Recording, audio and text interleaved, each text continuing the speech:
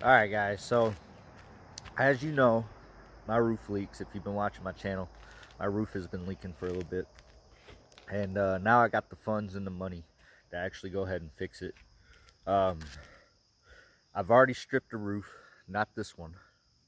This one's my porch roof, but this one for the house. I've already stripped it. I got all the shingles off of it. I had my sons help me.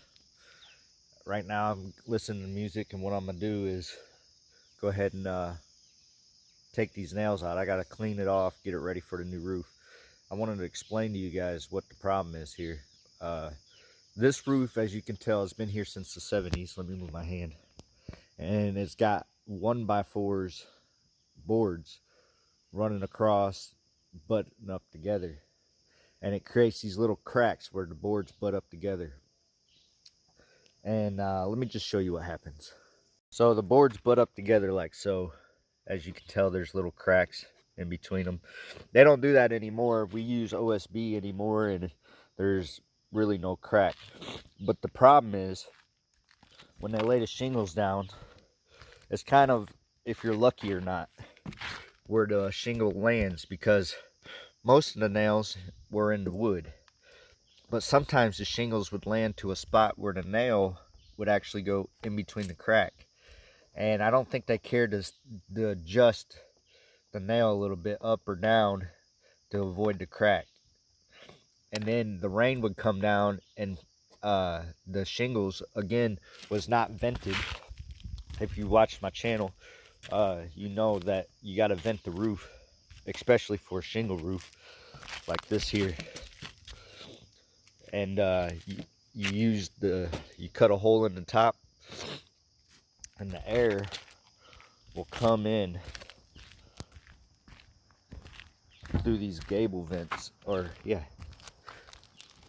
through these vents right here. They got holes in them. Air sucks in here. It travels up the roof, and then it comes out right here. And the reason that is to cool the shingles. It's got to cool them. They didn't vent it, so all the shingles were cooked. They were cupping. They were catching water instead of letting water run off. They were just collecting water. And when it collected water, it started leaking through these cracks. A couple spots, there are rotten boards, and I'll show those to you. I got to replace them. But we seem to have caught the roof early enough. Now, the reason I stripped the shingles off, if you have a leaking roof and you have one layer, you can add another layer on top. So say this roof leaked. Instead of ripping all these shingles off and putting all new shingles on, you can take the new shingles and just go over top of these shingles, and it gives another layer of protection. Thing is, you can only do it 2, maybe 3 times. This roof here had 2 layers on there. The first layer was extremely cooked. The second layer was cooked as well. There's nothing I could do about it. And I think shingles on a roof design like this is not a very good one, simply because of the cracks. If you lay felt paper down, tar paper, whatever you want to call it, when you go to nail it, you cannot see where the cracks are, and you don't know if you're actually hitting it in the wood or getting it in the crack, especially if you use a nail gun. So a roof like this, I much prefer a metal roof, because it's a layer over the whole thing, and I can make sure that I'm actually screwing the retaining screws for the sheets of metal into the wood, into the middle of the wood, instead of the cracks. So that's what I'm gonna do. I gotta finish stripping all these nails off of here. There's a lot of extra nails. How I strip the roof is this little nifty tool. I want to say it makes your job easier, but when you're stripping a roof, it's just not easy, period. That's why I didn't record it. It was hot. It was bothered. I had my sons help me. But we got a bunch of little nails left over right here, and I got to take this drip edge off. And then I'm going to go ahead and go get some felt paper. Now, usually you don't do felt paper with the metal roof. And usually you put boards down to raise the metal off the roof and let it vent out. But this roof, I've already cut vents into it. So my plan is I'm gonna lay the sheet of metal right over top of this with felt paper, and I'm pretty sure that will be a good roof. I kind of did the same thing on that roof, and it's been working out very wonderfully. I don't like laying the boards. Usually what they do is they take a board like this, a 1x4, and they run it all the way around the house, and then they put strips down the middle. The reason why I don't like that is because sometimes the wind will catch underneath it and rip the shingle, the metal tin right off. I've seen it millions of times. Mainly because they don't put the strip around the middle, they just put strips across. But I think that this roof system will be solid. You know, it still will be vented, which is very important, and it'll be screwed down to here so wind really can't get under it too much. It'll still get under it because it's got ridges, but not a lot. So let me strip these nails, and then I'll keep you through the rest of the process. I'm sorry I didn't record the actual stripping part of it, but like I said, it's a pain in the butt. It's hot. Here's one of the old shingles right here.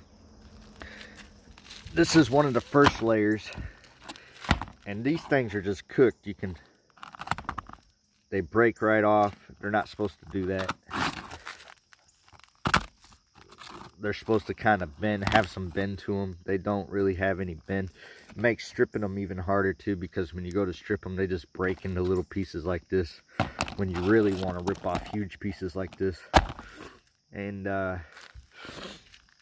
that's about it. I got this tarp covering it, so hopefully it don't rain, but if it did, I got a little bit of protection. But like I said, I'm gonna finish these nails, and then when I'm done with that, I'll clean the roof. I'll take that tarp off. I'll show you the whole thing. I also had a red and dumpster. There's all the old shingles in there. That was a lot of work to do, but we got her done. My sons helped me, both of them, and I appreciate their help because they saved their dad's back a little bit. But that's about it. I'm about to get on this, and I'll show you guys the process from this point on. All right, so I got all the nails out. I swept the roof with the house broom. I got rotten wood. Pretty much all this stuff on the edge is no good all the way down. It's just rotten. This facer or runner is no good. I haven't done this side yet. I just took the tarp all the way off, and I'm gonna go through and do the nails. My boys already did most of the nails, so they made the job easier for me, but there's still a lot of stragglers left. Plus, as you can tell, there's a lot of shingles and stuff. Take that home broom, sweep it off. So I'm gonna get on that, and I'll show you an update later. All right, now we're on to the wood, replacing the rotten stuff. JJ's taking it off. All this facer here was rotten. He's ripping the boards off of there.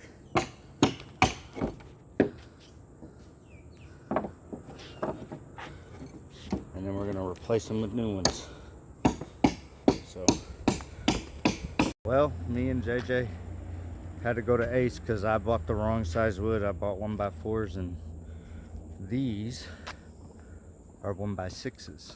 I don't know what I was thinking, but we got the wood right here. We'll bring it up, lay it out, put it together. Got a nice fire with that rotten wood. At least I got something out of it. Give everybody an idea what's going on here. This board on the roof was rotten.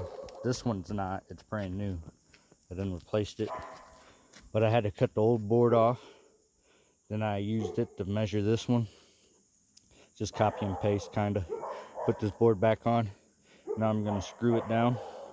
This side was also rotten, and I've already ripped it off. So as you can tell, there's no board right here. And I got it down there, and I'm gonna use it to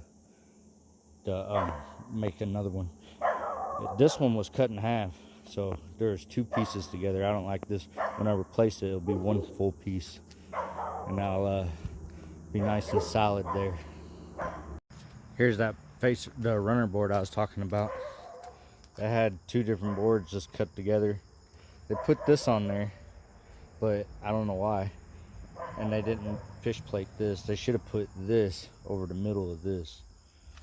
But it's gonna be one solid piece. It fit perfect. Just 2 pieces of wood. So I'm just gonna copy it and then put it back up there. Well, there we go. We got both sides done. New boards, which is nice. Treated too, which is even better. Now the next thing I'm gonna do, Caleb, my son, he's already screwed these down into the new board. And this is probably a stupid step, but pretty much where these runners go all the way up, all the way across the roof, they put nails in it, which is common. But if you see that nail, it popped out. And what happens is, as things get hot and cold, the wood expands and contracts. And when it expands and contracts, these nails pop out. Like so.